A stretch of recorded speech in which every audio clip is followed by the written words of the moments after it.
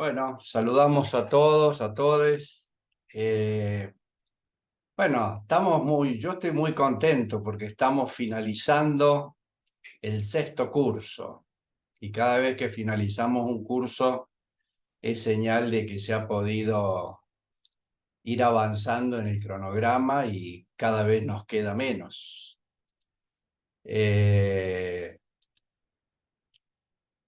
Dos o tres comentarios para el inicio. Para hoy lo que hemos pensado, lo que está planificado, es hacer en el primer momento, 1 hora aproximadamente, vamos a hacer algunos comentarios, algunas referencias. En realidad son como reflexiones, yo diría, propias que cada uno de los docentes que nos acompañan lo van a hacer. Y después, bueno, recibir de parte de ustedes algunos comentarios, en fin, lo que, bueno, hayan ido pensando en estos 4 encuentros que hemos tenido, ¿no? Hoy nos van a acompañar, algunos de ustedes los conocen, pero otros no, porque no son de la universidad. Jorge Raúl Giuliani, que es licenciado en Administración, docente de la Facultad de Ciencias Económicas, Jurídicas y Sociales, es profesor asociado, especialista en educación superior y también egresado de esta especialización. Y bueno, su investigación tiene que ver con temas de régimen político y cultura política, y sus asignaturas tienen que ver con la administración. Sonia Nancy Pereira, también amiga, compañera, como todos, bueno, también docente de la Facultad de Ciencias Económicas, Jurídicas y Sociales, es profesora y licenciada en Ciencia en Educación, magíster en Ciencia en Educación, doctoranda. Su especialidad, su vocación al estudio tiene que ver con esos temas de educación. Está en un proyecto de investigación vinculado a juventudes. Todos son integrantes del Centro de Pensamiento. También nos acompaña Emilio Cebeso, que es doctor en Estudios Sociales de América Latina, es investigador del CONICET, docente de la Universidad Nacional de San Luis, en la Facultad de Humanas, y bueno, investiga varias cosas, pero en particular políticas sociales y la experiencia en situación de pobreza. Y Ernesto Elorza, que es especialista en estudios socioeconómicos latinoamericanos, licenciado en periodismo, docente de la Facultad de Ciencias Humanas en Comunicación, y bueno, él trabaja temas de comunicación audiovisual y producción y realización televisiva. Y también participa en un proyecto de investigación que tiene que ver con la economía política de la comunicación y la cultura en los procesos problemáticos en torno a las industrias culturales. Hago estas referencias para que, bueno, cada uno de ellos participan desde sus intereses y desde sus conocimientos que tienen. Ese es el propósito que nos hemos ido integrando cada uno de nosotros en función de nuestros temas. Entonces, bueno, inicialmente empezaríamos con Sonia. Sonia y Jorge van a abordar hacer algunos comentarios respecto del tema de educación, y después seguiremos con Emilio y con Ernesto. Así que yo le diría, Sonia, no sé cómo se han organizado, empezarías vos. La idea es, como ya lo dijimos, tomarnos unos 20 minutos para los 3 temas, Sonia y Jorge, después Emilio y Ernesto, cosa que en 1 hora estemos promediando esta actividad. Bueno, dicho esto, adelante Sonia, por favor. Bueno, gracias, buenas tardes. Por favor, si se me entrecorta como nos pasó recién, me avisan y apago la cámara. Se escucha perfecto. Bueno, yo lo que había preparado es tratar de relacionar, digamos, dos categorías teóricas que hemos trabajado en el curso, que son cultura y educación, como categorías que representan prácticas sociales, viéndolas como prácticas sociales y políticas que están atravesadas por relaciones de poder y saber, y Sonia, tienen un anclaje perdona, histórico-social. por En ahí, este Sonia, sentido, por ahí sí, se corta, sí, mejor sí. sacate la Ah, cámara, a ver ahí. Bueno, digo una forma. ahí está, gracias. Sí, sí, no sé si puede, si sirve, esperemos que sí. No, decía que estas dos categorías nos están, digamos, reflejando prácticas sociales que se vinculan entre sí y las vemos como prácticas sociales y políticas, atravesadas por las relaciones de saber y poder, y que tienen un anclaje histórico-social, ¿verdad? La función acá, digamos, para ver el sentido, pensamos en la función de la educación como un proceso de inserción en la cultura de los sujetos, los cachorros humanos, digamos, que van, digamos, adquiriendo su condición humana a partir de los procesos de internalización y filiación a las tramas sociales, ¿no? Y esto lo hacemos por medio de los procesos educativos, ya sea desde lo formal, los procesos educativos no formales o informales. Y en este sentido, vemos que la educación es una práctica de selección y de transmisión de bienes culturales. Y en este sentido hace a la humanización de los sujetos. Por lo tanto, interviene en la construcción de las subjetividades. Por eso planteamos que la educación no es una práctica neutral, sino que es productora, reproductora y transformadora del orden social. Por lo tanto, puede estar al servicio de la conservación, de la alienación o de la transformación o emancipación del sujeto y su realidad. Y en este sentido decimos, bueno, que la educación se concretiza en proyectos políticos pedagógicos que se sustentan, que a su vez sustentan determinadas concepciones de sujeto, de sociedad y de conocimiento, y sostienen prácticas pedagógicas que se legitiman socialmente.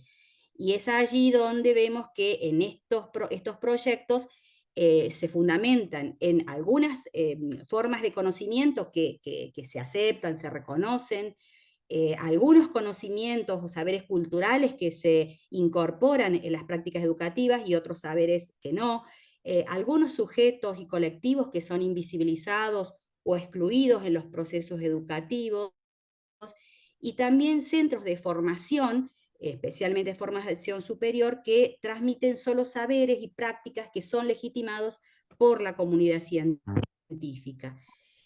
Y es aquí donde pensamos que en nuestra América, por ejemplo, especialmente en Argentina, los proyectos políticos pedagógicos, ha habido proyectos políticos en pugna, digamos, pero quien ha de alguna manera triunfado, digamos, a partir de la creación del sistema educativo, ha sido el proyecto pedagógico político desde una perspectiva eurocéntrica, a través de los procesos de colonialidad y a partir de la expansión colonial que se dio en 1492 a favor del modelo capitalista. Y allí es donde acá tomo como clave por ahí para ir comprendiendo este proceso, de esta relación entre cultura y educación, el aporte de Quijano sobre el patrón de poder, cuando él plantea que la colonialidad del saber es un proceso que lo centra en el eurocentrismo, como una perspectiva epistemológica, hegemónica, universalista, desde un modelo de conocimiento superior a imitar, que el profesor Cardelli en la conferencia nos mostró al eurocentrismo como una característica de las relaciones de dominación imperialista en lo ideológico, cultural y filosófico. Y es allí donde, a partir de esto, podemos pensar que en este proyecto político-educativo en el que se cristalizó, digamos, la creación del sistema educativo formal, de la modernidad, tanto en la escuela primaria como secundaria en Argentina, y que se fue consolidando el modelo de educación universitaria que ya venía implementándose, a partir de un modelo pedagógico representado por Sarmiento, que también fue mencionado en una de las conferencias, cuando este sistema educativo se crea, bueno, en 1880, para la consolidación del Estado-Nación. Y este proyecto se suma o se asocia a un proyecto de nación mayor de Mitre y Roca, que se sustentaba en el pensamiento iluminista, que separa la claridad de las luces de la razón, de una supuesta oscuridad y confusión de las culturas populares, justificando la necesidad de racionalizar al sujeto, de organizar racionalmente la vida social, pensando un proyecto de país que imitaba a la cultura europea, considerada como la civilización a alcanzar, y proponía el conocimiento racional con contenidos como verdades universales, que dejaban afuera y dejaron afuera los saberes de las culturas populares eh, consideradas la barbarie, ¿no? A desterrar. Ahí se instaura, digamos, una pedagogía caracterizada por una educación homogeneizante, con un ideal de sujeto hombre, blanco, heterosexual, concibiendo un conocimiento desde una neutralidad valorativa, desde la objetividad, el universalismo, con un carácter utilitario por sobre la reflexión, al servicio del control y el disciplinamiento social, y con procesos de comunicación educativa verticalista, donde el docente que posee el conocimiento válido lo transmite como verdades absolutas y acabadas, y el grupo de estudiantes recibe el conocimiento mediante una asimilación mecánica sin necesidad o soslayando los procesos de pensamiento crítico. Por lo tanto, aquí este modelo o esta propuesta privilegia la enseñanza racional de contenidos, excluye todos los saberes ajenos a la lógica cartesiana, y reproduce el contenido desde el enciclopedismo, ¿no? Y la transmisión, por lo tanto, de la enseñanza o la relación pedagógica, digamos, se sostienen desde formas unidireccionales y autoritarias que reproducen las relaciones de dominación y exclusión social. Por lo tanto, acá podríamos pensar o intentar pensar a la concepción conservadora y reproductora del conocimiento que se da en manos de grupos privilegiados y que soslaya la democratización cognitiva, la vinculaba con la propuesta la profesora Carolina Jiménez, que consideraba una digamos, las miradas en torno al conocimiento como recurso de uso compartido, ¿no? Donde el conocimiento es producto y distribuido mediante procesos propios de la lógica mercantilista, del capitalismo, y en este sentido, además de la idea del conocimiento o de saberes culturales,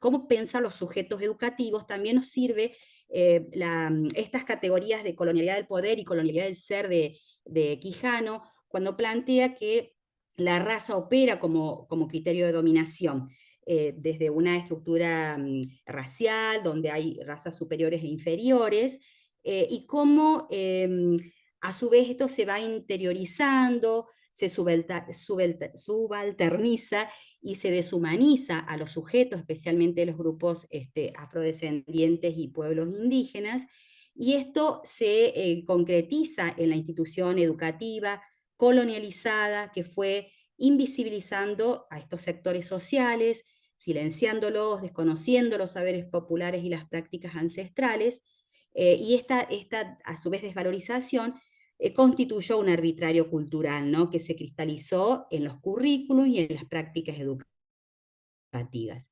dándose lo que se ha denominado, bueno, colonización o colonialidad interna, poscolonialidad, heridas coloniales, que se inscriben en el ámbito educativo como la colonialidad pedagógica, ¿no? Y bueno, como para terminar, digamos, cuáles fueron las huellas profundas, hay huellas profundas que perduran en las prácticas educativas actuales, y podemos decir que los procesos de racismo estructural en la educación que se generaron con esa colonialidad pedagógica perduran actualmente y se expresan en discursos y acciones discriminatorios, en representaciones o basados en representaciones sociales y estereotipos que se verían en toda la sociedad también. Y también se ve en el ámbito educativo con algunas contradicciones, ¿no?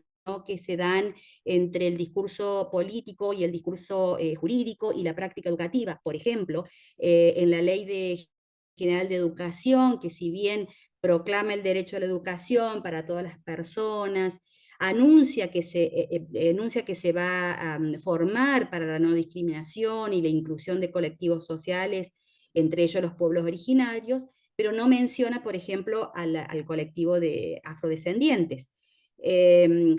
Proclama una educación sexual integral, una educación intercultural bilingüe, pero no se pueden concretizar o implementar efectivamente.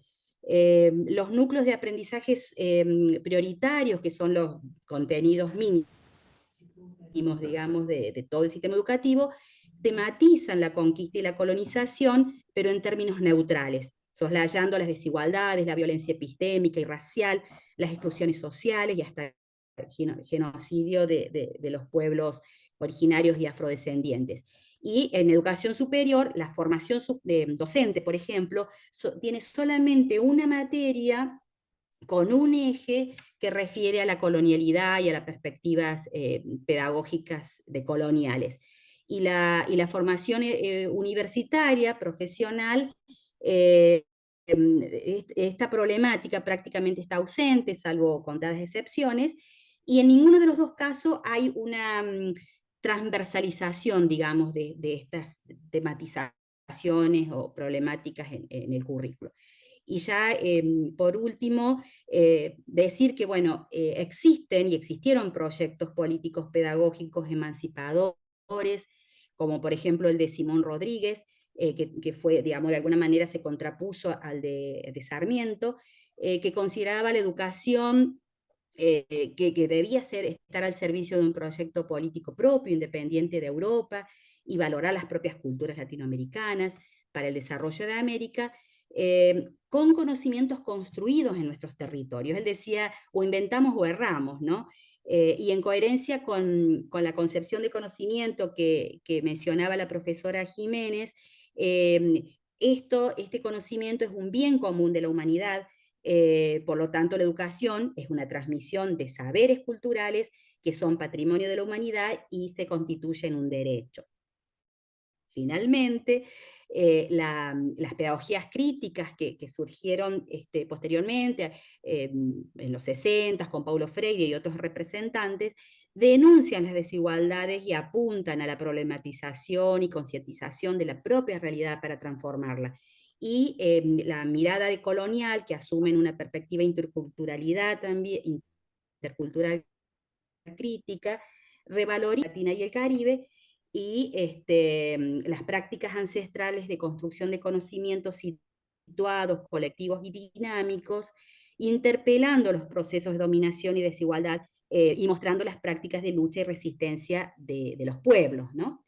Bueno, yo no sé si me pasé Está bien, del Sonia. tiempo, Bien, pero bien. Bueno, después si nos queda tiempo bueno, podemos... pero era más o menos, sí, sí, sí, sí. No, no, digo, terminá, pero después podemos agregar, así que No, no. no, está. Bueno, perfecto. Gracias, Sonia. Jorge, adelante, por favor. De Bueno, buenas nada. tardes a todas y todos. Bueno, un poco la preocupación o lo que vengo trabajando, un poco ligado también con otros módulos y también con otros ámbitos, con otros trabajos dentro de la universidad, es, digamos, acerca de la decisión clave que hay que tomar respecto a cómo sostener el sistema de educación superior. Estamos hablando en América Latina y especialmente me preocupa en Argentina, ¿no? Y también podrían ser en otros países que no solo se trata de sostener, sino trata de implantar o de implementar un sistema de educación superior parecido al nuestro, como es, por ejemplo, está pasando a Chile. Respecto a lo que hemos estado trabajando aquí en esta asignatura respecto a cultura, educación, innovación tecnológica y lo que es comunicación, Cada una de estas variables han sido afectadas sin duda por el capitalismo, algunas a favor, algunas en contra. Y acá viene un poco el análisis que hemos venido trabajando en casi todos los módulos, que a veces el capitalismo puede ser considerado como un problema o puede ser considerado como una solución, depende de qué punto de vista lo veamos y de qué corriente del pensamiento o paradigma lo hagamos, ¿no? Ahí también Buenaventura de Sousa Santos decía, bueno, que parece que el problema es el capitalismo, siempre citamos el capitalismo como un problema, y bueno, pero también dice él que una de las dificultades del pensamiento crítico latinoamericano, sobre todo, es la preocupación por pensar que el capitalismo pueda tener un fin, que pueda finalizar, o es tan problemático también pensar que el capitalismo termine algún día.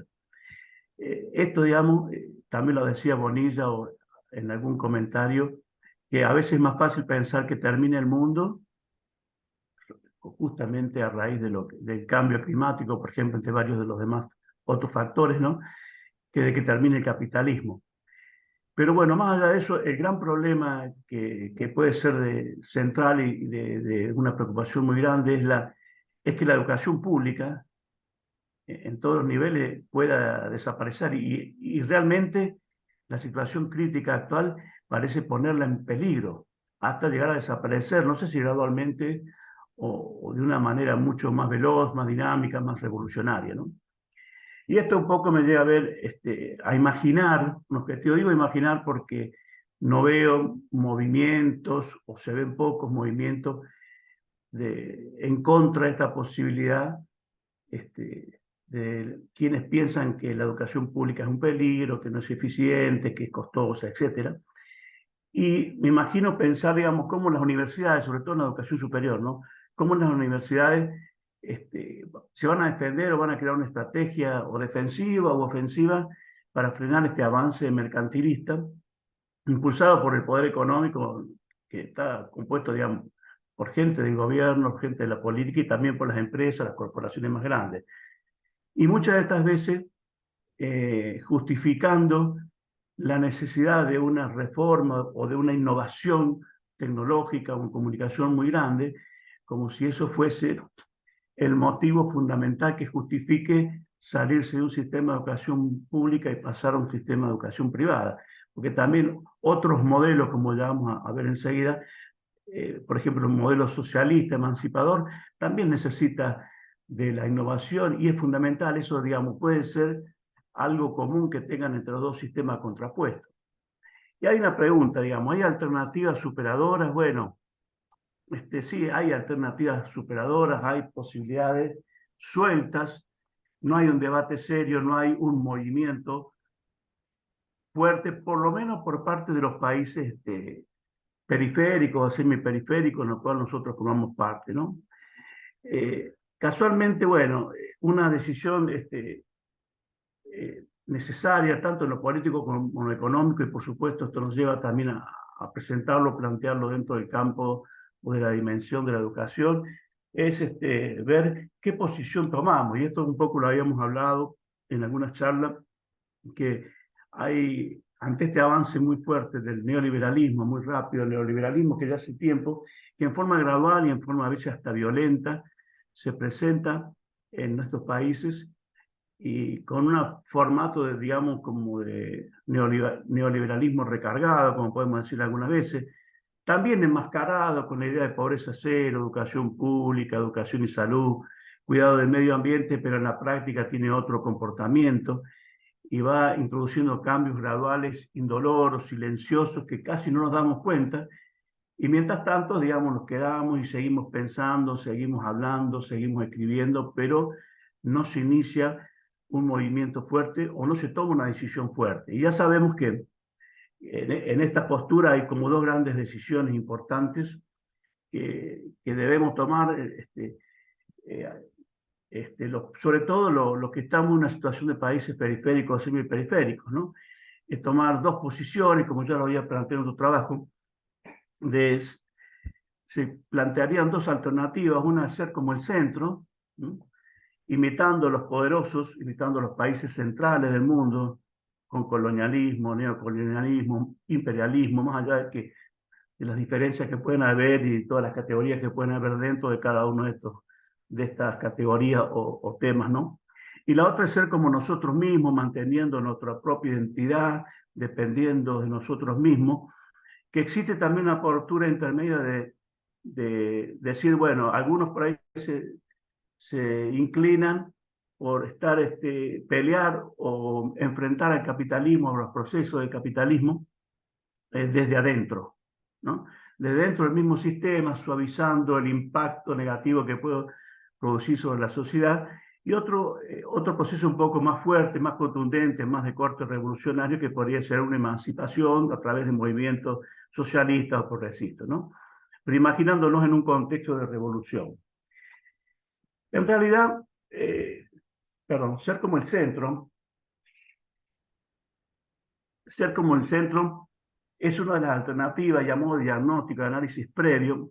Estaríamos hablando de seguir reproduciendo o legitimando prácticas de colonialismo, de imperialismo o neocolonialismo, como le pueden llamar en otros momentos, y a partir y apoyados en una crisis como la crisis actual, que no es solamente institucional y profunda, pero sino también está marcada por la dependencia financiera, digamos. Tampoco nadie nos viene y nos dice que van a cortar de raíz con la educación pública superior, pero sí hay un proceso de desgaste muy fuerte que es a través de la dependencia, de la desfinanciación de la educación, de la disminución de partidas de fondos para aplicar a la educación, y esto de alguna manera van produciendo un daño despacito, de manera gradual, inclusive hasta lleva a las universidades a pensar urgente en otras modalidades de financiación, recurriendo al sector privado, a buscar fondos para poder cumplir con algunas de sus funciones, ¿no? Pero en este modelo, inclusive se puede seguir dentro de la educación pública, pero una educación pública debilitada, una educación pública gratuita, donde los beneficiarios son los que más tienen, no los que menos tienen, y cada vez se va descapitalizando, desfinanciando cada vez más, ¿no? Y esto también ha dado lugar a la emergencia y a la promoción del sector privado que ingresa al sector de las universidades, ya sea con formas de asociaciones civiles, sin fines de lucro, o con empresas con fines de lucro, por supuesto, de acuerdo a la normativa que haya vigente en cada uno de los territorios, ¿no? Pero aquí se plantea también un juego de mercado entre universidad pública y universidad privada, ¿no? La educación superior tampoco hoy actualmente es la prioridad de la política pública, por ejemplo, en nuestro país. No hay prioridad para eso, si bien se ponen en prácticas políticas sociales que parece que van a suavizar el efecto, pero que no son políticas de fuerte inversión para mantener el sistema de educación pública. Y también se va armando un mercado transnacional y un mercado universitario, a veces hasta manejado informalmente, pero con fuerte presión y fuertes acuerdos con el sector empresario argentino, sobre todo con el grupo de los más poderosos.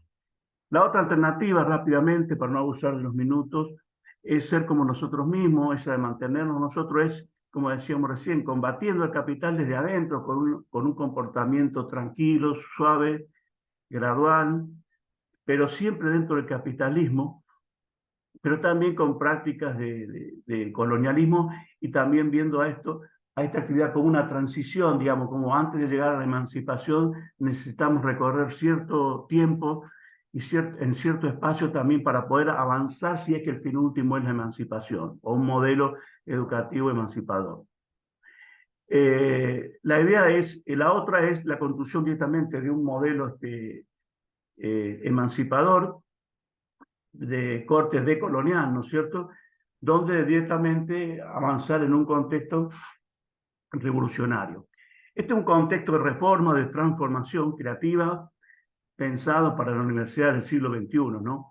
Lo que es difícil imaginar es quiénes son los sujetos que van a emprender o iniciar o formular ese cambio y quiénes lo van a implementar, digamos, porque también es muy difícil. Nosotros por ahí lo miramos ideológicamente de quiénes estamos, quiénes participaron, muchos o muy fuertes en la década de 70, que hoy ya se están jubilando o ya están jubilados, pero los jóvenes, los contextos, los nuevos componentes de la comunidad universitaria son otros, tienen otra ideología, no han vivido lo mismo, y a veces, digamos, ahí se puede presentar algunas diferencias o algunas problemáticas que, bueno, que habría que enfrentar y sentarse o tratar de trabajar dentro de una agenda de cambio, ¿no? Cambio o transformación. Enfrentando al liberalismo directamente desde un proceso globalizador contrahegemónico. O sea, ciertamente esa es la solución de avanzar, sobre todo en la construcción de un modelo emancipador, ¿no?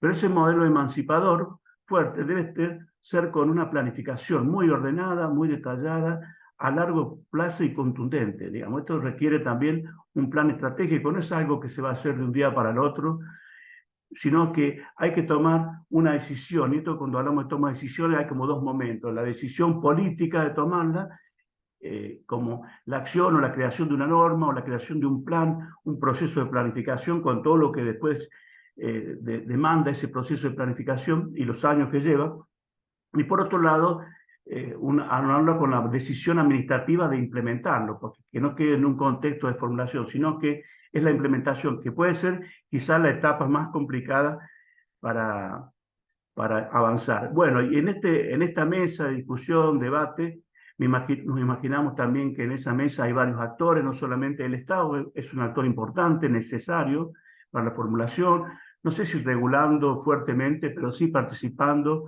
coordinando, moviendo a todos los actores que podemos observar en la sociedad civil, inclusive al sector empresario, pero sí hay que tener cuidado y la reforma que pueda haber en este siglo no va a ser igual que otras reformas que han ocurrido en siglos anteriores, ni sobre los mismos sistemas de valores, los contextos son totalmente distintos.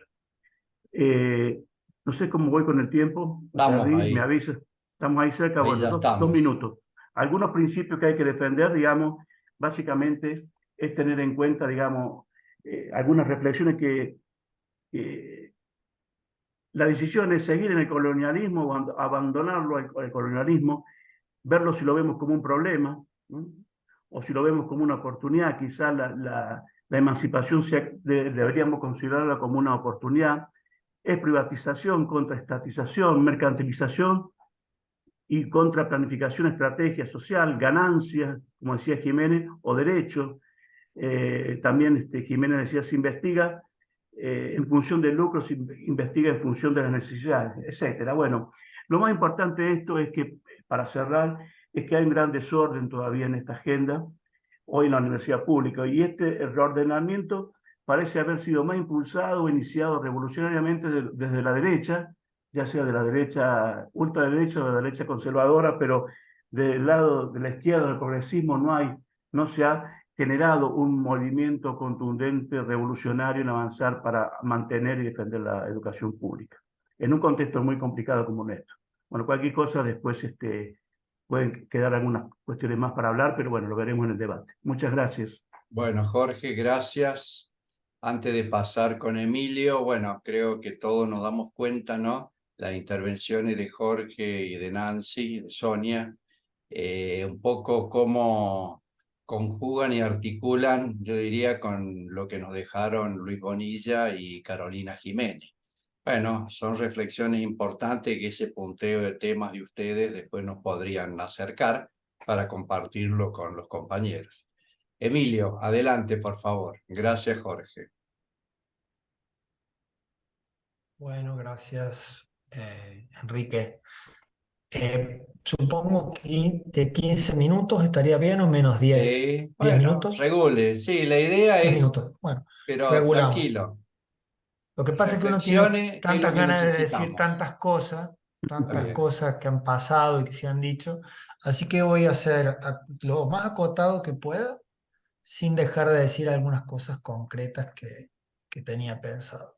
Adelante, A adelante. ver, yo me quedé muy enganchado con la propuesta, si se quiere, interpretativa de Luis Bonilla, pero también con algunas reflexiones que traía Jorge Cardelli respecto a las tecnologías. Yo le voy a decir así, en términos generales, que no soy especialista en ninguna de las dos temáticas, pero me traían a colación algunas cuestiones que son las que en todo caso quiero compartir, ¿sí? Por lo menos en algunas cuestiones generales que venimos pensando en el marco de los proyectos de investigación.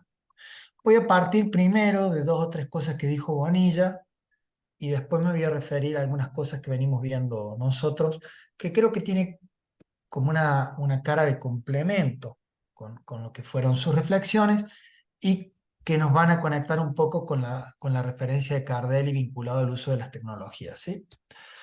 Lo que decía Luis Bonilla, en unos puntos así rápidamente mencionados, es que tenemos algunos problemas con las posturas de análisis contemporáneas, ya que no están teniendo en cuenta la vigencia de la cuarta revolución tecnológica y el efecto que están teniendo en el orden educativo. Y en particular él refería a la transición del cambio de régimen biopolítico a un tipo de régimen de organización basado en datos y de carácter predictivo. Y decía que eso en realidad implica una especie de solapamiento de lógicas, porque, bueno, hay casos como China, decía él, que combinan. Estoy repitiendo, que combinan esas lógicas. Y en ese marco se ve una tendencia reformadora internacional que no tiene particularmente un norte, sino que hay una lógica técnica de la copia, ¿sí? De lo que funciona a nivel internacional para su reproducción. ¿Con qué objetivo? Básicamente para la reproducción de capital, ¿no? Y en la medida en que se genere la mayor rentabilidad posible.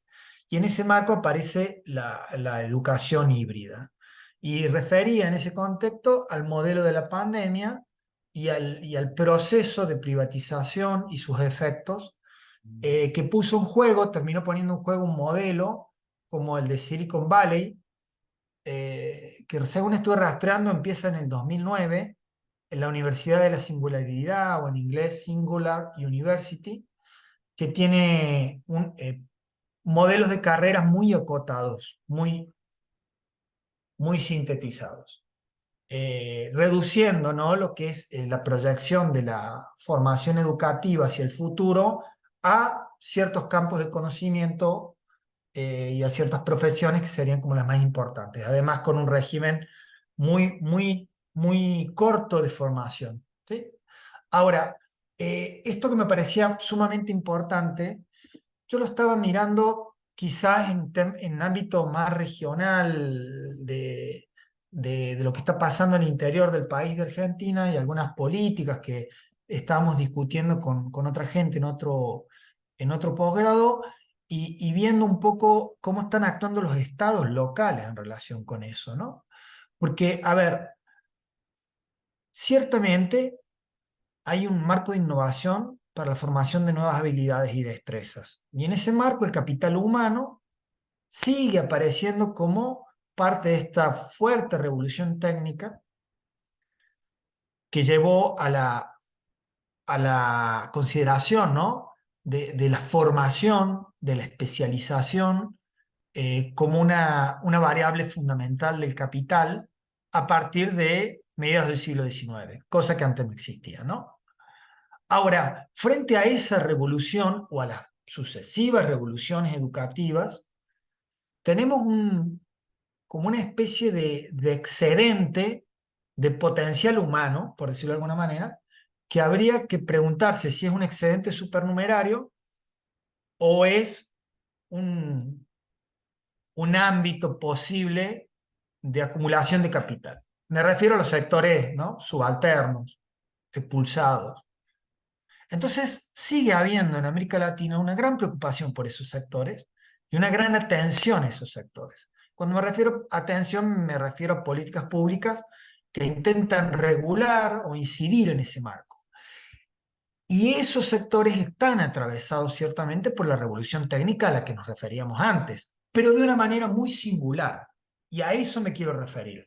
Porque cuando Enrique me presentaba decía que yo trabajo políticas públicas y experiencia en la pobreza.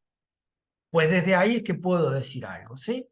No en un sentido global respecto a reformas educativas, pero sí respecto a algunas políticas que se están implementando en lo que son los sectores que estarían quedando por fuera de esta revolución, ¿sí? Entonces, lo que voy a decir es una cosa así que tiene que ver un poco con algún texto que yo propuse para la bibliografía obligatoria de la unidad 2. Actualmente los sectores expulsados del mercado de trabajo están o bien obligados a competir por la explotación o tienen que ganarse un lugar en la asistencia estatal. Y la asistencia estatal viene configurada bajo una forma muy renovada que incluye la formación de capital como parte de la propia asistencia pública, ¿sí? Esa cosa que parece tan extraña, nosotros la conocemos en procesos que se dan constantemente y de reforma constante que se ven en las políticas públicas locales. Entonces, yo ahora voy a compartir pantalla, si el anfitrión me lo permite, y les pongo un videíto que dura 1 minuto para después hacer una referencia corta en relación con eso y explicar cómo lo estamos mirando, ¿sí? Ya Perdón que no te está. dije antes, ¿sí? ¿Puedo? Sí, sí, sí. Bien, no tengo ni idea cómo funciona esto, pero ahí ya lo vi. O sea, tengo que Vamos prender el bien. video. No, no tengo que prender el video, aparentemente, por lo que entiendo, y después pone compartir. Y uno se tiene que adaptar rápido, porque si no se adapta rápido, esto no anda. A ver, acá lo tengo el video, ¿sí? Compartir. Ahí creo que ya lo Perfecto. estarían viendo. Perfecto. Listo. Este video es muy acelerado, muy rápido, así que bueno, presten un poquito de atención porque dura 30 segundos dura y es muy acelerado.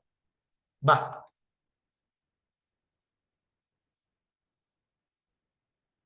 Perdón, ¿lo están viendo? ¿O Sí, sí. desapareció? Está ¿Sí sin lo ven? Bueno, voz. va de nuevo. Se ve, pero no se Ah, escucha. No no sé si sé hay si se audio. escucha. No va a poder hacer nada. Vean entonces. Bueno, Miren.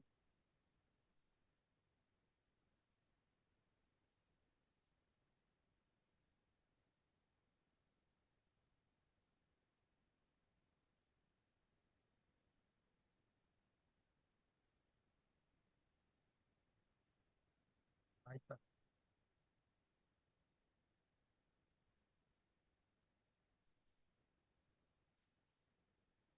Comienza el primero de febrero.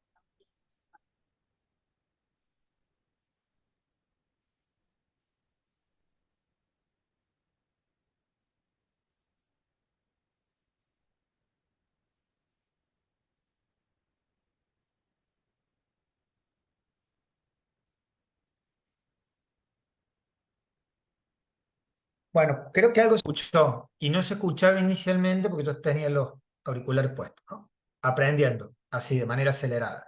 Bien, esta es una de las políticas que se implementó después de la pandemia acá en San Luis, en el marco de la pandemia particularmente, en donde se cruza la capacitación obligatoria y la transferencia condicional de asistencia estatal, ¿sí? Entonces, para recibir la asistencia pública hoy en San Luis y hasta la actualidad, usted tiene que cumplir con los puntos del portal Saber como capacitación obligatoria, en donde se mudó lo que era capacitación en talleres de oficio presencial a una lógica digitalizada, ¿sí? Bueno, eso que parece como un ejemplo, que lo venimos estudiando, que lo venimos discutiendo, tiene algunas cosas interesantes que me parece que es importante recuperar. A ver, las políticas estas claramente se están presentando constantemente como políticas de inclusión posible al mercado de trabajo, donde existe la posibilidad o la promesa, ¿no?, de un bienestar futuro, de protección social y de oportunidades. Lo interesante es que en estas políticas, que aparecen tan desancladas, ¿no?, de lo corporal y de lo espacial, porque es digital, ¿no?, el conflicto, ¿no es cierto?, aparece como elevado al plano de la cultura. El problema es la capacitación y la formación de los sujetos para su futura inserción en el mercado de trabajo. Precisamente lo que decía el ministro de Educación en su momento, el que decía además el ministro de Inclusión en ese momento, y lo que repetían desde el 2021 hasta el 2023 los diferentes organismos internacionales y los regionales, es que después de la pandemia la gente no iba a conseguir trabajo. Y por lo tanto se tenía que formar y capacitar para un futuro renovado de acuerdo con ciertas tendencias del mercado. Si leyeron en la plaquita que aparecía, decía desde cuestiones tecnológicas hasta formación en oficios, ¿no?, de todos los caracteres. Y en ese marco la importancia es emprender e innovar. Lo que está por detrás de esto, y yo quiero insistir, es la condición de clase como cosa central y la diferenciación de circuitos educativos. Digo, el par complementario que refería Bonilla, y esto es una opinión personal, que acompaña la desaparición progresiva del Estado en la arena de formación para las carreras de punta, tipo Silicon Valley, es este otro circuito educativo, que es la precarización absoluta de la formación preparada para sectores expulsados, subalternos, bajo la lógica de la mera contraprestación y la asistencia. Esto que tenemos en San Luis, hay otras experiencias en Argentina, y me mencionaban casos en Uruguay. En esa relación, a su vez, aparece algo muy interesante, que es la presencia del Estado bajo la lógica perversa del rostro lejano, diría Wacom, que mira solamente a los pobres. Un Estado que por un lado actúa protegiendo al capital, pero por otro lado regula, controla a los sectores subalternos. Estoy casi terminando, ¿sí? A ver, ¿por qué digo esto?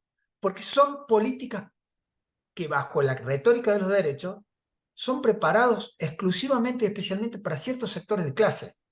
Y ahí hay alguna marca muy fuerte de la posibilidad de regulación, decía antes, del par cuerpo-clase y de la sensibilidad y la experiencia. Entonces, esto es completamente compatible con la, pongo entre comillas, ¿no?, la ampliación de derechos en San Luis bajo la accesibilidad digital y bajo la inclusión al trabajo bajo la forma de la asistencia. Digo San Luis porque es el caso que estudiamos, pero está a nivel nacional. En ese marco, digamos, hay una centralidad de la actividad estatal reproduciendo esos circuitos diferenciales que ya sabemos tienen características de fragmentación, segmentación y sociosegregación. Y alguien me va a decir, ¿y cómo vas a ver la sociosegregación y la segmentación si son políticas virtualizadas? Precisamente porque la gente está encerrada en los barrios. La garantía de accesibilidad a Internet en San Luis, la garantía de accesibilidad a Internet en San Luis, que es falsa además, pero que por lo menos va acompañada de antenas Wi-Fi en algunos barrios, y la accesibilidad tecnológica a un aparato, permite que estas políticas operen efectivamente y anclen al cuerpo frente a una pantalla. Sea esta una computadora o, como es ahora, un dispositivo móvil, ¿sí?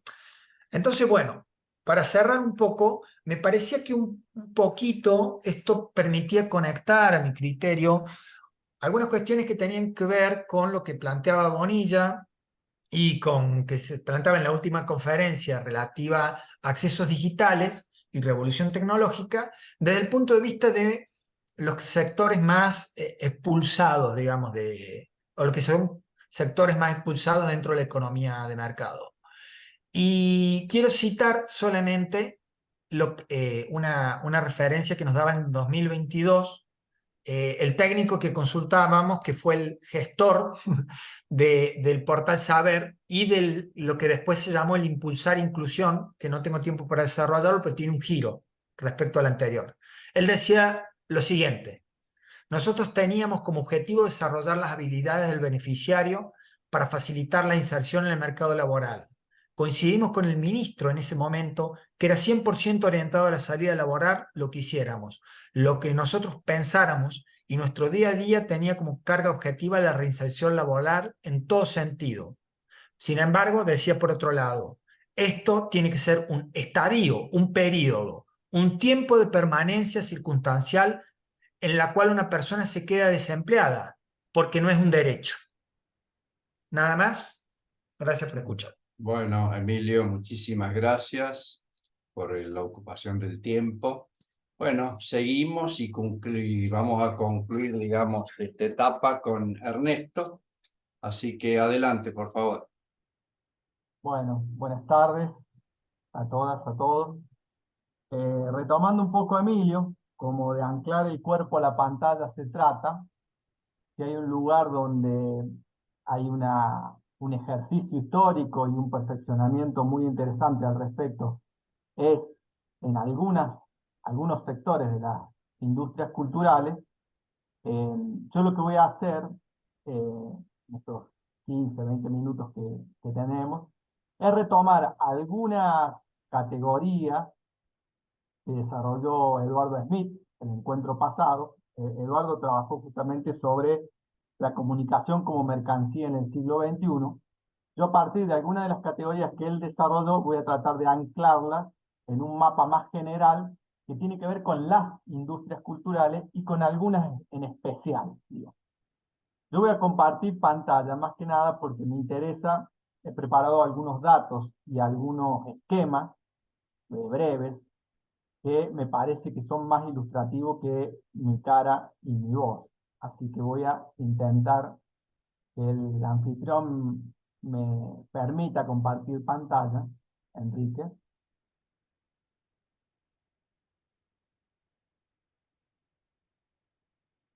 Ahí está ya. Bien.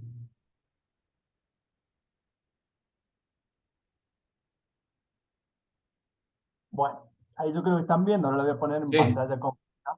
Sí, ahí está. bien. Bien. ¿Qué es lo que me interesa a mí para poder incluso anclar tres grandes campos como son el de la cultura, la educación y la innovación? Es reseñar algunas categorías, algunos conceptos rápidamente y tratar de hacer este gran esfuerzo que es vincular tres grandes campos.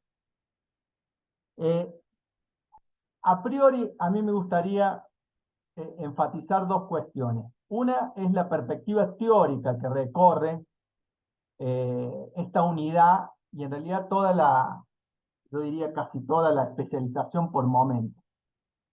En este caso en particular, esta unidad la recorre una perspectiva teórica que se llama Economía Política de la Comunicación y la Cultura. Es una perspectiva teórica que tiene ya sus años, sus décadas. Yo incluso ahí comparto algunos de los autores. Varios de ellos están en la bibliografía obligatoria, otros no. Hay autores europeos como Bustamante, como Graham, como Sallo. Hay autores más regionales como Bolaño, que es brasileño, Mastrini, Becerra. Incluso autores más cercanos como Monge, que es una docente investigadora de Córdoba. Y es una perspectiva teórica dentro del campo de la cultura y la comunicación que pone eje sobre todo en la dimensión económica de la cultura y la comunicación. Realiza muchos estudios vinculados a los procesos materiales de producción, de distribución, de recepción de las producciones culturales en general. Hace muy buenos trabajos respecto a los procesos normativos o de reglamentación por parte del Estado respecto a las industrias. Hace muy buenos trabajos respecto a las condiciones materiales de producción, incluso a las condiciones de trabajo de los trabajadores de la cultura. Y es una perspectiva muy interesante porque creemos, o creíamos desde un principio, que justamente se emparentaba con todo el recorrido teórico que propone la especialización. Y agregar un concepto a partir de Sallo, que es justamente un investigador, un intelectual que trabaja bajo la economía política y la comunicación, que tiene que ver sobre el concepto de cultura. Y Sallo nos va a decir que el concepto de cultura no queda subsumido a la noción de mercado, puesto porque en ese concepto se reconocen producciones, existencia en amplias áreas. En la educación se produce cultura, en la investigación estética se produce cultura, en el goce creativo, en los espacios públicos de la cultura, en los barrios se produce cultura. Nosotros acá estamos haciendo un foco sobre la industria cultural, es decir, la cultura en su faceta de mercado, ¿sí? Tal vez porque claramente es la que más fuerte tracciona los procesos de construcción de subjetividad, entre otras cuestiones, en los procesos de colonialidad, etcétera, que ya vamos a ir viendo. Pero me gustaba dejarlo en claro porque a veces cuando se habla de cultura es una noción mucho más amplia de lo que nosotros acá estamos desarrollando respecto a las industrias culturales. Dicho esto, dicho estas dos aclaraciones, a mí me interesa, tal vez por mi recorrido de formación, pero además porque está fundamentado en algún dato, es que dentro de las industrias culturales que muy bien desarrolló el otro día Eduardo, hay algunas industrias que históricamente han sido líderes, y son las industrias vinculadas históricamente, más atrás en el tiempo, a los sistemas televisivos o al cine, a la industria audiovisual y hoy a Internet. Ellas son, hoy por hoy, las ramas de la producción dentro de la industria cultural que se las podría denominar, o autores como Sallo la denominan como industrias líderes, porque sirven justamente para la promoción, como dice ahí la cita, la promoción, validación de otras industrias, es decir, la industria del arte sin la promoción, los circuitos de distribución y de circulación que le propone la industria audiovisual o Internet, no tendría la llegada que tiene si no fuese por esas otras industrias dentro del conjunto de industrias. Y estoy hablando justamente de la industria audiovisual y de Internet específicamente, por ejemplo. Pero básicamente estas industrias líderes son aquellas que además prefiguran, consolidan modos de consumo, modos de vida, y poseen una función tanto económica como simbólica dentro o en el marco del sistema capitalista. Esto es justamente para entender que dentro de las industrias culturales o dentro de la industria cultural existen distintas ramas de producción y distintas industrias y algunas históricamente traccionan al resto, ¿sí? Y por eso Eduardo hacía tanto hincapié, por ejemplo, en industria vinculada a Internet. Y ahora vamos a desarrollar alguna otra cuestión para complementar lo que había dicho Eduardo. Ahora me interesa, sobre todo, marcar brevemente que estas industrias líderes tienen ciertas características económicas que la hacen que tengan barreras de entrada, en términos económicos, muy altas, y que en general sean industrias, estoy hablando de Internet, la industria audiovisual, los sistemas televisivos, la industria cinematográfica, que sean industrias que tengan una tendencia natural al monopolio o al oligopolio. Esto para enfatizar un poco el recorrido que hizo Eduardo Smith. Claramente son muy pocos los actores en el mundo que pueden subsistir y desarrollarse efectivamente, económicamente hablando, dentro de las industrias culturales y sobre todo dentro de estas industrias libres. Históricamente los monopolios han sido o estatales o del sector privado. Si uno ve la historia de las telecomunicaciones, de la televisión, del cine, empezaron como industrias vinculadas a estados o a grandes sectores privados, dependiendo de la geografía que tomemos. Europa, sectores públicos; Estados Unidos, sectores privados. Y tiene que ver justamente con las altas barreras económicas. Y esto es sobre todo para materializar un poco, para poner en características materiales, la abstracción que suele recorrer nuestro sentido común, comentarios en las redes sociales respecto a los monopolios.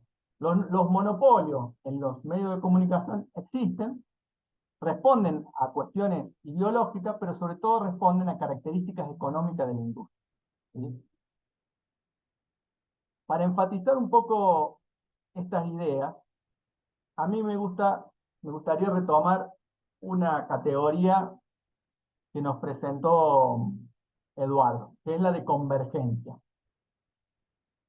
La categoría de convergencia no es otra cosa, ya lo dijo Eduardo, que la conjunción de grandes empresas de medios, grandes empresas de la informática y grandes empresas de las telecomunicaciones.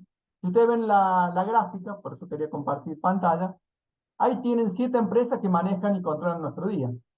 Vean básicamente los loguitos, y son los loguitos que de alguna manera recorren desde que nos levantamos hasta que nos acostamos nuestro día.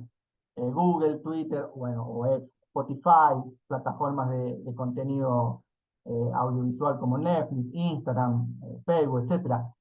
Son solamente 7 empresas a nivel mundial que hoy por hoy controlan absolutamente todo nuestro quehacer laboral, nuestro disfrute, nuestra producción simbólica, nuestro goce, está hoy por hoy controlado por 7 grandes empresas a nivel mundial.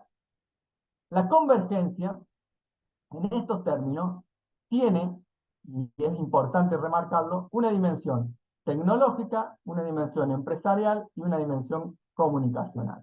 Muchas veces uno comete el error de solamente relacionar la convergencia con la evolución tecnológica, con lo cual se esconde una serie de decisiones y de políticas empresariales que justamente comparten o transitan a la par esa evolución tecnológica. Y además la convergencia, hay que decir, es un fenómeno o un proceso históricamente fruto de dos grandes fenómenos, que son el de la desregulación, propio de la década de los 90, acá en América Latina, en Argentina, años previos, digo, o un poquito de años más para atrás en Europa, pero claramente ese proceso donde el Estado se retiró como gran actor regulador de los mercados, generó un proceso de regulación que generó un proceso de concentración de empresas en las industrias culturales, y ese proceso de concentración deviene hoy en lo que se conoce como convergencia. Y la convergencia tiene un factor delicado para analizar, yo lo trato de un poco graficar con esta imagen, pero también uno podría graficarlo con esta otra imagen, que no sé si se ve bien, que es una imagen más local de acá de Argentina, pero cada uno, imagino en Colombia, en Puerto Rico, debe tener situaciones similares, y tiene que ver que la convergencia, paradójicamente, autores como Mastrini y Becerra lo dicen muy claro, sucedió, ¿sí?, en el momento histórico donde América Latina producía, por patrocinio de los estados, los procesos regulatorios más interesantes.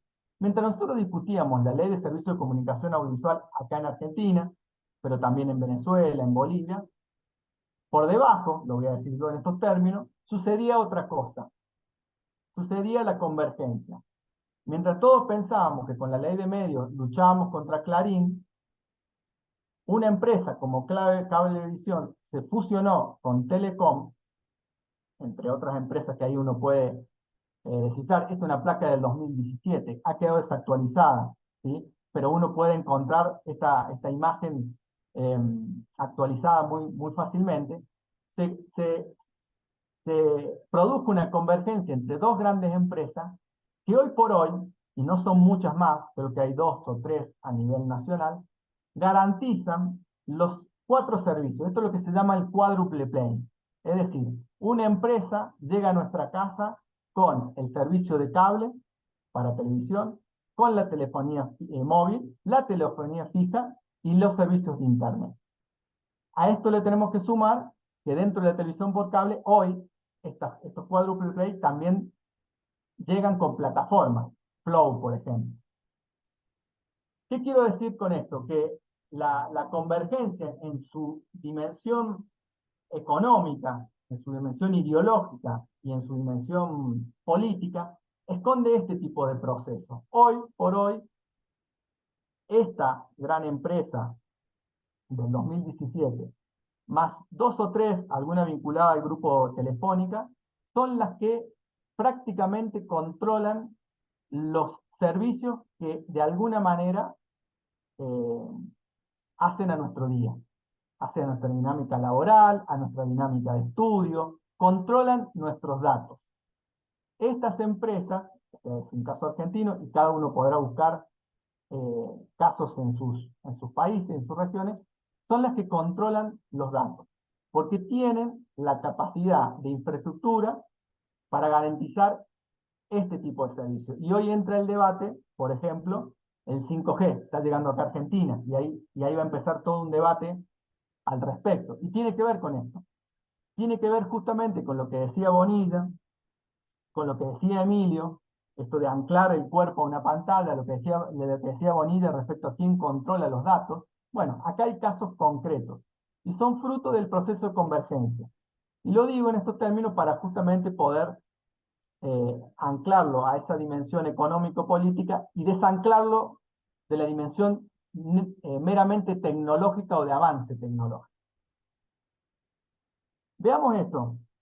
Yo recupero categorías como las que se han dicho en estos días: eurocentrismo, el dominio de Occidente culturalmente hablando por sobre el resto. Veámoslo en un caso concreto. Los datos sobre streaming. En América Latina tenemos 115 millones de suscriptores. El 42% de ellos están en Netflix, una empresa. Los argentinos gastamos 300 millones de dólares por año en plataformas. Mucha plata. En América Latina hoy por hoy supera a Estados Unidos y a Europa como mercado de streaming, solo detrás de Asia y Medio Oriente. Gastamos en América Latina 7.000 millones de dólares al año en conectividad y consumo de plataformas. Los celulares, lo que decía un poco Emilio, digo, los que quedan afuera y adentro, son el 80% de nuestra conectividad a este consumo cultural.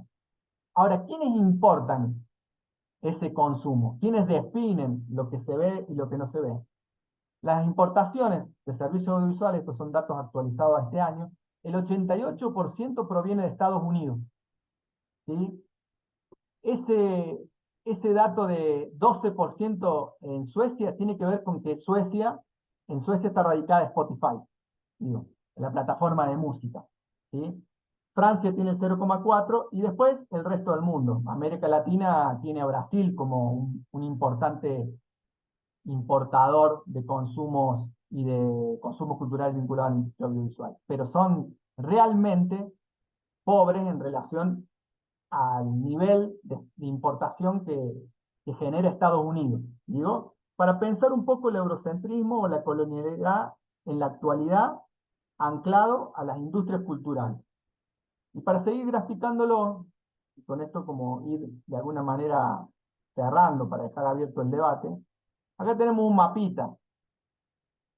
Este mapa, que básicamente o fundamentalmente se tiñe de rojo o de azul, nos muestra el consumo de plataformas a nivel mundial. Ahí hay 15 plataformas, fundamentalmente 15 grandes plataformas que controlan todos los servicios de consumo cultural, sobre todo la industria audiovisual, no solamente el entretenimiento, porque muchas de estas plataformas también tienen, en el marco del entretenimiento, tienen canales de noticias y también tienen consumos vinculados, producciones vinculadas al documental. Hoy si uno habla con chicos de 20 años, nos que damos clase, la forma de informarse de ellos tiene que ver con las redes sociales y muchas veces con contenidos que circulan en estas plataformas, documentales, series basadas en hechos reales. Ahí está el proceso de colonización, incluso informativo. No leen diarios como leíamos nosotros, no escuchan la radio. Ven este mapa. Fíjense cómo este mapa se tiñe de rojo. Netflix es el gran o la gran empresa, junto con Amazon, a nivel mundial respecto a producción de contenido y a producción cultural en todo el mundo. Yo acá recupero una cita de Bolaño que está dentro de la biografía que nos dice: la industria cultural representa la victoria más estrepitosa del capital y su realización más magnífica. La constitución no simplemente de un sistema económico, esto en términos de los datos que venía desarrollando, sino de toda una cultura universal en el sentido antropológico. Y creo que el mapa que estoy mostrando un poco grafica esta idea y le pone colores, de alguna manera, a los procesos de colonización en este siglo. Para cerrar, ahí yo creo que retomo dos cuestiones. La vinculación entre el campo cultural e innovación tecnológica. La pregunta por quién controla los datos es fundamental. Lo decía Bonilla, lo dijo Smith, de alguna manera entiendo yo, lo plantea Emilio con algunas de sus reflexiones. ¿Quién controla los datos? En este siglo es fundamentalmente la respuesta o la pregunta para buscar respuestas respecto a sistemas alternativos. Y en esta complejidad yo soy bastante pesimista respecto a las alternativas. Las esferas de Harvey que presentaba en el primer encuentro Enrique, para pensar los desafíos de pensar sistemas alternativos, eh, esas esferas cada vez son más complejas.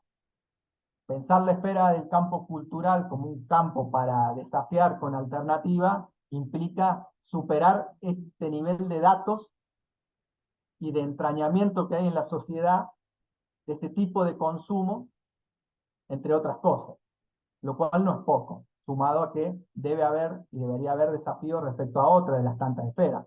Acá hemos trabajado el tema de educación, innovación tecnológica. Pero fíjense si no queda un desafío, que es justamente revertir los colores que están presentados este mapa mundi de los consumos culturales. Bueno, por ahí iban mis reflexiones. Yo lo que traté es recuperar algunas de las categorías que había utilizado Eduardo y que por el tiempo de exposición que él tuvo, tal vez no pudo mostrar algunas imágenes que me parece que grafican la densidad de las industrias culturales y su relevancia en el sistema capitalista actual. Por ahí van las reflexiones, seguramente quedarán consultas y debates, así que voy a dejar de compartir. Muy bien, muchas gracias, Ernesto. Bueno, estamos bien en el horario. Tenemos, yo diría, unos 15 minutos más para hacer algún intercambio.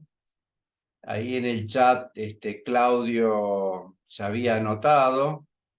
Yo diría, este espacio, la idea es, todos nos vamos a poder hablar seguramente. Que alguien hacer 2 o 3 reflexiones, lo que les parezca. Y después vamos a estar terminando a las 1:30, como le habíamos dicho, y después vamos a dedicar unos 10 minutitos más extra para hablar temas específicos, digamos, de cómo seguimos, que ya estamos terminando. Así que, bueno, muchísimas gracias a los 4, la verdad que muy lindo esfuerzo porque se conjuga con todo el recorrido que venimos haciendo. Hago un solo comentario, ¿no? La complejidad de estos temas, la necesidad de su articulación y la importancia que si queremos pensar en alternativas en nuestra América, pensemos que existen estos problemas y que hay que afrontarlos. Claudio, adelante, por favor.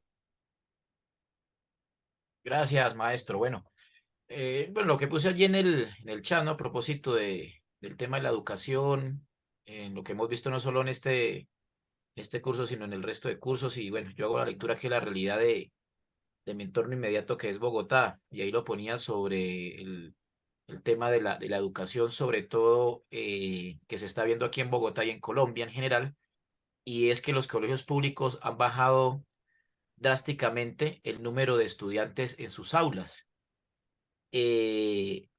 primaria y secundaria, esto en detrimento pues de lo que, además del asunto, bueno, de empleo de los docentes, pues también hay otras consecuencias hay tangibles.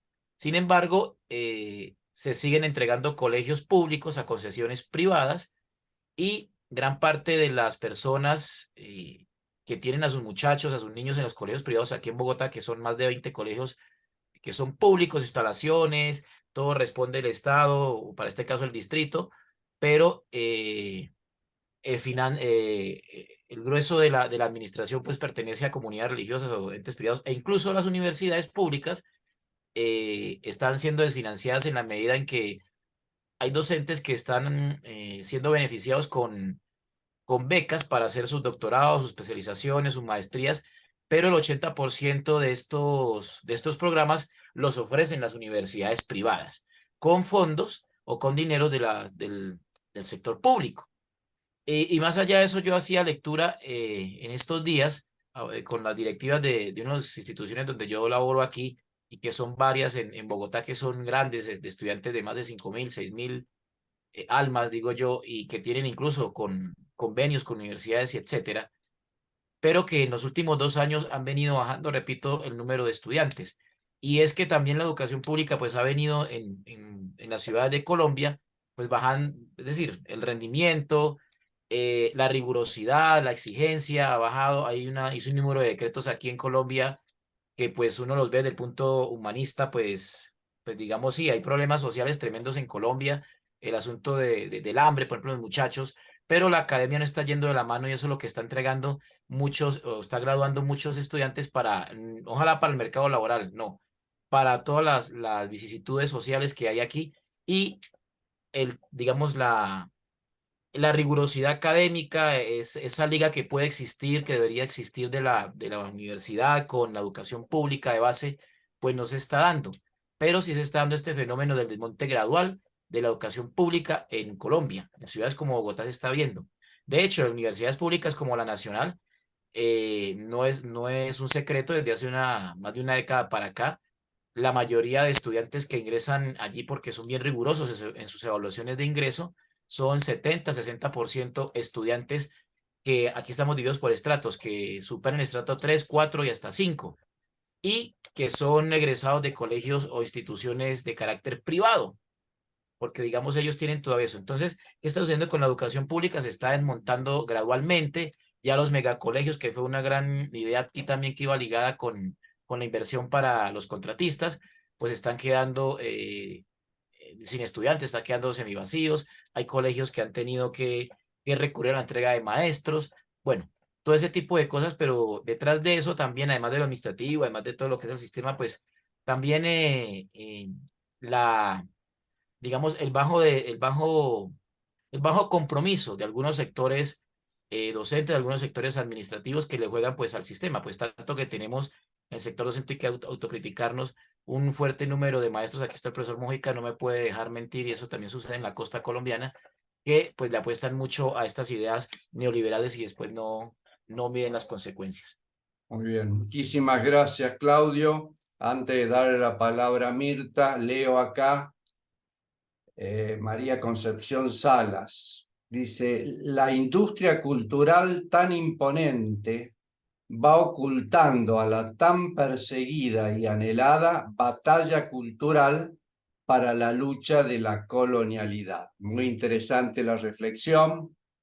Decir que nos están acompañando, además de, digamos, quienes estamos haciendo el curso, compañeras y compañeros del extranjero que están tomando como por extensión este curso. Así que ya después le haremos llegar la certificación correspondiente. Mirta, tenés la palabra y después seguimos con Bien, Belén. perfecto. Adelante. Sí, yo es un poco comentar, o sea, me encantaron muchísimo las conferencias, me parecieron muy interesantes y como que nos lleva a reflexionar, a pensar y reflexionar sobre la actualidad, ¿no? Que nos atraviesa y que nos viene atravesando. Pero me tomé la atribución de tomar como un punteo sobre Luis Bonilla y Eduardo Smith, que me parecieron como muy desafiantes cuando habla de educación transdisciplinaria, el tema de la mercantilización de la educación, esa transformación tecnológica de la educación, y donde es tan atrapante lo tecnológico cuando queremos ver como que nos vemos subsumidos y llevados hacia ese lugar, ¿no? O sea, cuando uno le encuentra esa cuestión y se mete en esa lógica, y toda la cuestión de cómo el COVID atravesó todo esto y cómo llevó, digamos, a la aceleración. Y me pareció cuando él habla el tema de cómo se produjo la estratificación de lo educativo, y qué interesante después cuando lo habló también Emilio en algún punto, cuando habla de esto que sucedió en San Luis, en esa cuestión de cómo llevaban a la gente del plan, digamos, a tener que hacer estos cursos, y donde en realidad nadie sabe quién estaba por detrás, ¿no? Haciendo esos cursos, porque en algunos casos hasta pagaban para que les hicieran completaran esos puntos que tenían que completar. Y yo lo veo como que fuera como una política tal vez emergente, esto dicho por mí, ¿no? O sea, como una lógica imperante hegemónica lo vería, ¿no? Y otra cuestión que me pareció de Eduardo Smith cuando habla y que termina también su conferencia con respecto a los discursos alternativos, el tema de la comunicación como que es democratizar, la cuestión de los medios de comunicación, que comunicación es un derecho, esa guerra comunicacional donde nos vemos atrapados, subsumidos en la actualidad, esa revolución tecnológica que nos está como llevando, y también la importancia que sería cuando hablaba Bonilla, ¿no? Como un desafío el entendimiento de esas lógicas, esas nuevas tecnologías, como que creo que nos está obligando la realidad a tener que a lo mejor alfabetizarnos en esos algoritmos para no quedar como fuera de este sistema, que si no nos alfabetizamos es como que en algún momento vamos a ser como llevados, impulsados hacia donde otros quieren, ¿no? En esta cuestión de que estamos siendo como esta cuestión que quienes nos están controlando, como dice Ernesto, ¿no? Cómo somos controlados y quizás es como un panóptico tecnológico que permanentemente nos están observando y todo lo que uno piensa, dice en algún momento, es como que la computadora tuviera ahí una mirada permanente sobre nosotros, sobre lo que nosotros analizamos, pensamos y cómo nos va llevando todo esto, ¿no? Y estas cuestiones de las arenas que se dirimen, los conflictos y que ganan visibilidad, digamos, estas cuestiones y actores políticos, las tomas, digamos, las propuestas, me pareció que importantísimo esta cuestión, que si hay una necesidad de relatos alternativos, de construir estos relatos y posicionarnos también en estos lugares, ¿no? Pero también me parece que si no nos alfabetizamos en esto, es como que nos dejamos también llevar y manejar en esa lógica que otros tienen, en esta cuestión capitalista, en esta cuestión hegemónica que nos van llevando y nos van subsumiendo hacia donde otros quizás nos quieren y hasta nos llevan en esas voluntades. Muy bien, muchas gracias, Mirta. Antes de darle la palabra a Belén, acá leo de Alfredo Salmerón Aceves, también seguidor y que participa del curso. Dice lo siguiente: la forma principal para trabajar la problemática del control ideológico capitalista, la dominación ideológica que tiene mucha de su base tecnológica e industria, tecnológica e industrial, y la incomunicación informática es una diversidad de esfuerzos que desenmascaran, desideologizan, concientizan, poniendo al descubrimiento la trama de la reproducción falseadora de la realidad, la educación transformadora en muy diversos espacios. Bueno, también muchas gracias por la reflexión. Belén, adelante, por favor, y con las intervenciones interesantes y breves, así vamos, pero tenemos tiempo. Adelante, Belén, por favor. Bueno, muy breve, muy breve. Agradecer el recorrido que hicieron los profes al comienzo y básicamente yo también me había apuntado a algunas cuestiones de la conferencia de Eduardo Smith como la compañera, simplemente quedarme con esto de que el capitalismo utiliza la innovación tecnológica para ir actualizándose y esto de la dictadura mediática que impone una cultura alienante en la falta de conciencia y la falta de participación en una agenda propia que genera que no se consoliden discursos distintos, que vayan en contra del orden de lo dado, discursos contrahegemónicos, como una autocrítica, ¿no? Entonces, por un lado, quedarme con esto, también celebrar que podamos desnaturalizar estas cuestiones que por ahí últimamente se hablan mucho, pero también forman parte de un orden de lo dado y pocas veces se discuten y se critican en muchos lugares. Así que, bueno, me parece muy interesante. Y para ir achicando, quiero decir solo que en esto del capitalismo cognitivo, de plataformas que atraviesan a todas las industrias, que traía Eduardo en la conferencia, decir que me hizo linkearlo con un texto que es de Nick Nissen, no sé si lo dije bien, después lo dejo en el chat cualquier cosa, en el que el autor dice que en el siglo XXI el capitalismo avanzado se centra en la extracción y uso de un tipo particular de materia prima, los datos, y que los datos llegan a servir a varias funciones capitalistas clave, como que educan y dan ventaja competitiva a los algoritmos, habilitan la coordinación y la deslocalización de los trabajadores, permiten la optimización y la flexibilidad de los procesos productivos, hacen posible la transformación de productos de bajo margen en servicios de alto margen, y el análisis de datos es en sí mismo generador de datos en un círculo vicioso, ¿no? Bueno, esto como poner esta centralidad en esto de los datos y el famoso dataísmo, ¿no? Esta religión de los datos que se ha fortalecido en este último tiempo y que sirve también como un instrumento de dominación y de poder por algunos sectores. Para terminar, esto que traía Ernesto con respecto a los medios y la propiedad de los medios, recomendar un libro que si bien no es nuevo, por ahí también sirve como para darle un contexto sobre el comienzo del siglo 2021, que es el de Mastrini y Becerra, se llama Los dueños de la palabra, y ahí los autores presentan un análisis regional en el que se comparan tendencias y la evolución en el acceso, en las estructuras y en la concentración de las industrias infocomunicacionales en América Latina. Como les digo, ya tiene unos años, pero quizá pueda servir para entender algunas cuestiones que venimos arrastrando. Solo eso. Bueno, muchísimas gracias. Escribir en el chat, Belén.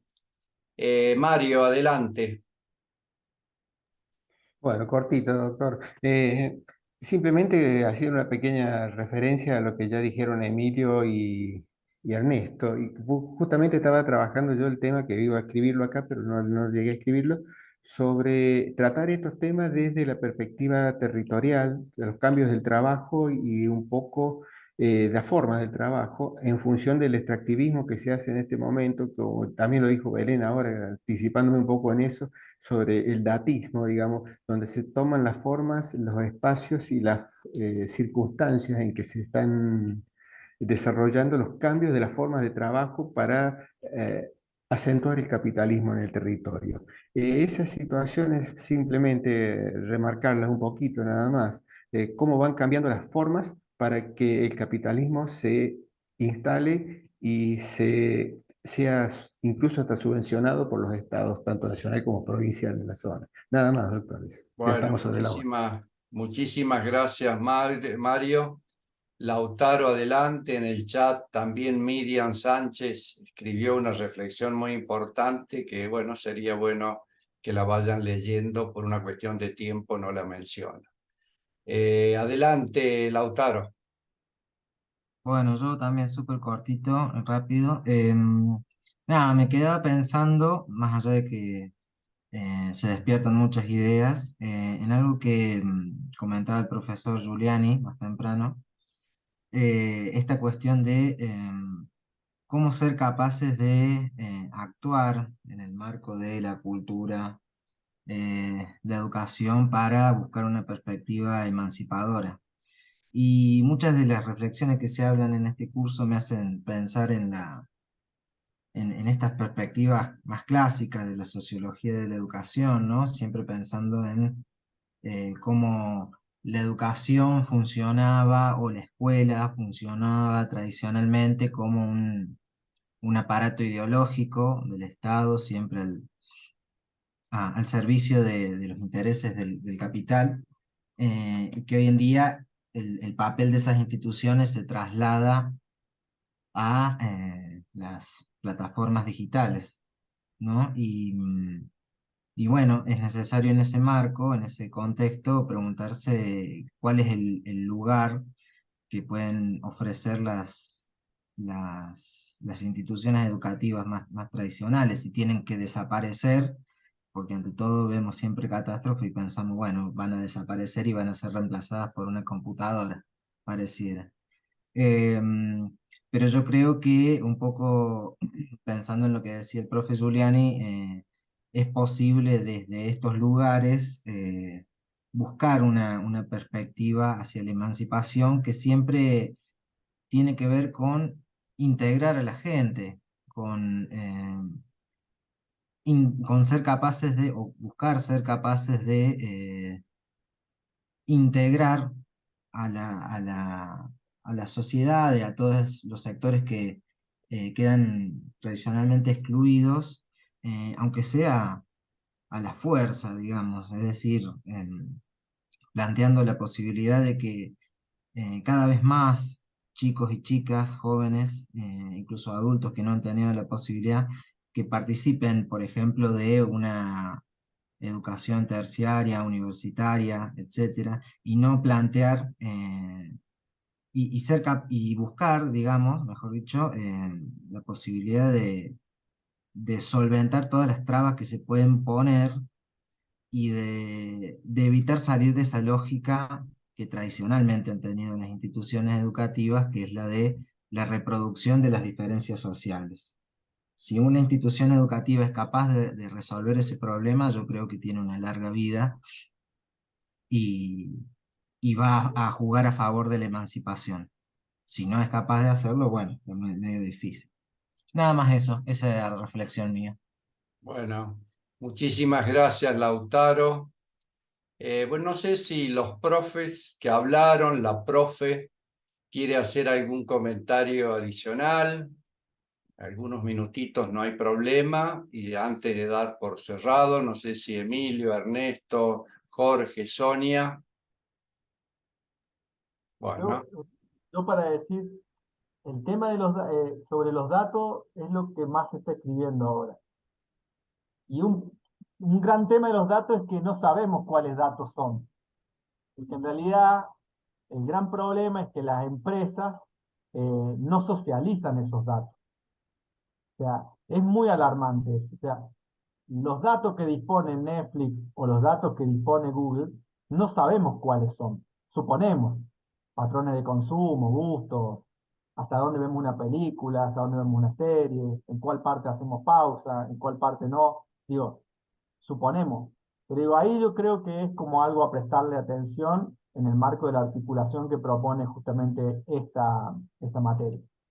Y realmente sobre esos datos no sabemos cuáles son los datos. O sea, esa es la magnitud del problema. O sea, sabemos que saben algo, pero no sabemos qué es lo que saben realmente. Suponemos un montón de cosas. Y sobre eso ha habido grandes debates, incluso legislaciones al respecto, intentando justamente saber cuáles datos poseen cada una de estas plataformas. Era eso, digo, como para darle una real dimensión al problema de los datos. muy bien, gracias Ernesto. ¿Algo más? Bueno, voy a detener la grabación.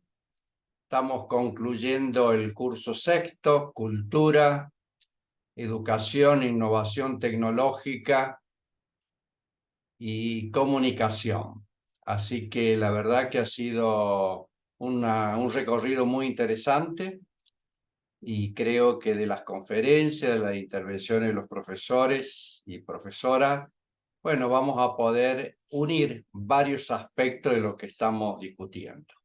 Así que, bueno, felicitaciones a quienes seguimos, a los 17 soldados y soldadas que están firmes y que ya nos queda muy poco.